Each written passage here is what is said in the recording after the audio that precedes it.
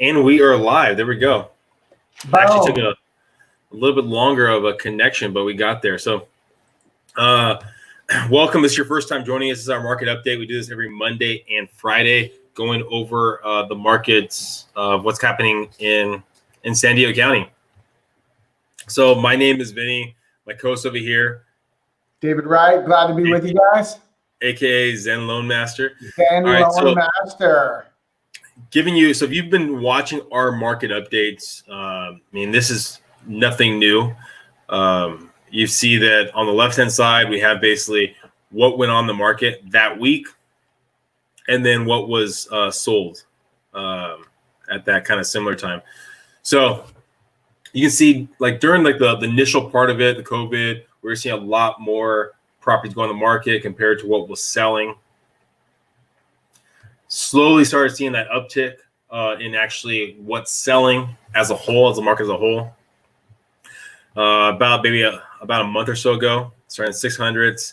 Now we're seeing pretty consistent in the 700s. We got an 800, 753, 723. Also, we're seeing more properties hitting the market.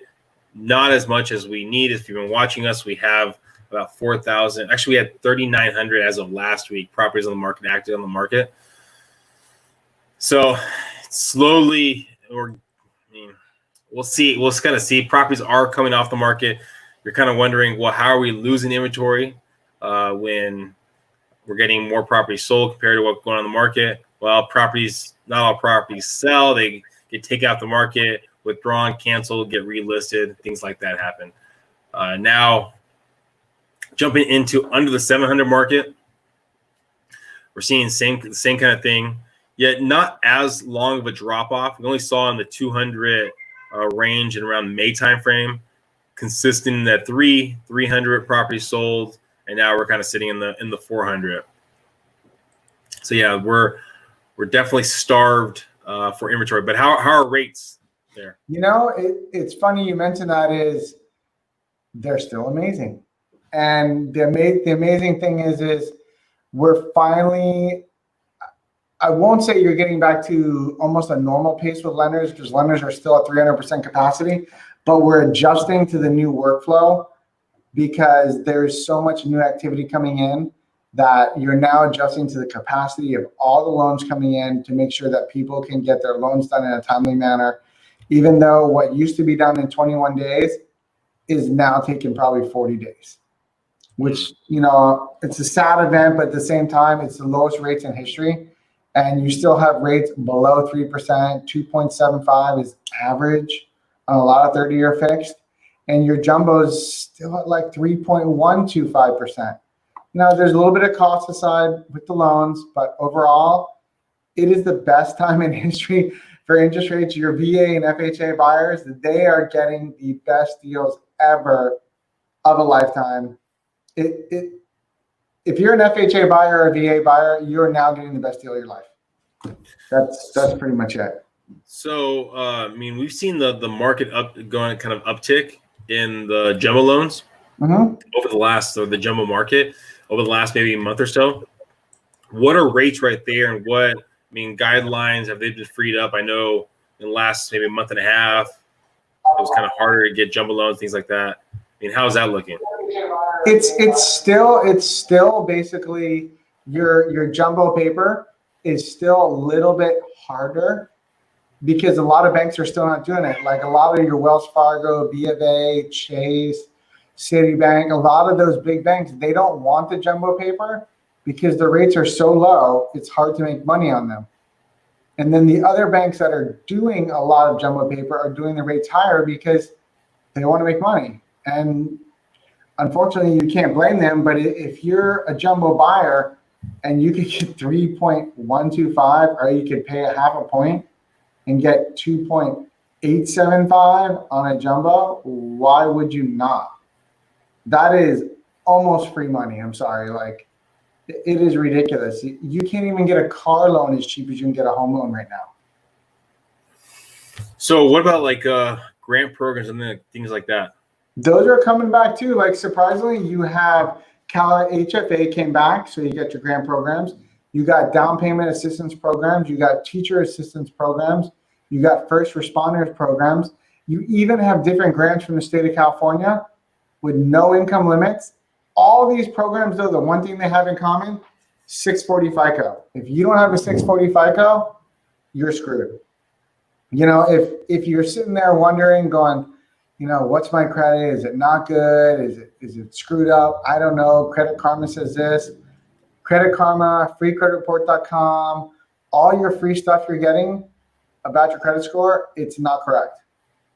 You need to talk to a lender who will give you your real FICO score, and then they can actually go over with you and go, hey, you may need to pay off this or correct this or open this account, close this one, so that you can get good credit score, 640 or up, so you have access to those different grant programs and loan programs, because there is a lot of them out there now.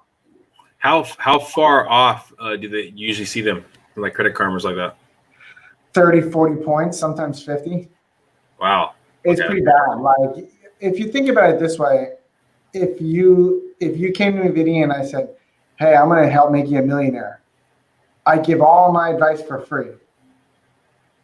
I'm not really worth all that.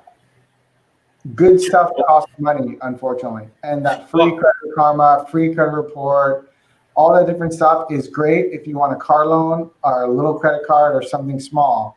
But when you want to get a home loan and a larger amount of money, you need to go to someone who's going to do a hard inquiry, do a mortgage that pulls the credit and looks at everything all together at once. Yeah, I think that's the tough part. I think most people watch right here or people, they're always scared about the idea that, okay, well, if I call this lender up or this realtor up, they're going to try to force me into buying or force me into giving the paperwork, push me in the next step. I mean, I think that's the biggest thing for anyone to watch right here. Whoever you decide to talk to, just make sure that they have good reviews and that they're not going to push you, force you to do anything you don't want. I mean, it's really about the idea of knowing the information so you can better yourself, get a game plan together so you can purchase in the future. And if you're looking to maybe buy right now with the shortage inventory, I mean, there's definitely still avenues to be had. It matters about being flexible, knowing what your game plan is, knowing what you're looking to accomplish. There are some communities, like we had talked about previously, that have more properties active than pending. A lot of the communities as a whole, it's more pending than active, yet there are still pockets that can be had if you're kind of opening up your comfort level. Oh, there's a wealth of opportunity out there. The one thing we didn't even talk about is construction loans. And for those of you out there who are going, hey, I only have 3.5% down payment, and yet I want to buy this house that's got all these issues with it. If the issues you're fixing are less than $33,000, you can get a quick, easy construction loan along with your 3.5% down payment, which now opens opportunities for you to get in there and go, hey, I really like this house, but I got to update the kitchen a little bit, update the bathroom a little bit. There you go. Yeah. It's something to think about. We try to keep this under 10 minutes. We're getting close to that time. Follow for our market updates on Monday and Friday, either on Facebook or on YouTube. Also, too, we do buyer and investor seminars most weekends. So we did last week an investor seminar. We plan to do some sort of buyer seminar this weekend. We'll get back to you on that, but feel free to follow us. We'll have our next market update on Friday. Also, too, if you need some pick-me-up, Road to Growth podcast, all about overcoming adversity. Any last words you want to let out there? You know, the hardest step you make when you want to get in shape, it's the first one. Make that first step, my friends. One jumping jack, one push-up, one pull-up, one burpee, one ride to the gym that's closed, but you can work it at your house. It's all about making the first step, people. Just like buying a house, take the first step. Everything in life takes with the first step. You got to get there and do action. Action creates action. Exactly. Well, on to the next one, guys. Thank you for following us. And if you have any questions, feel free to reach out.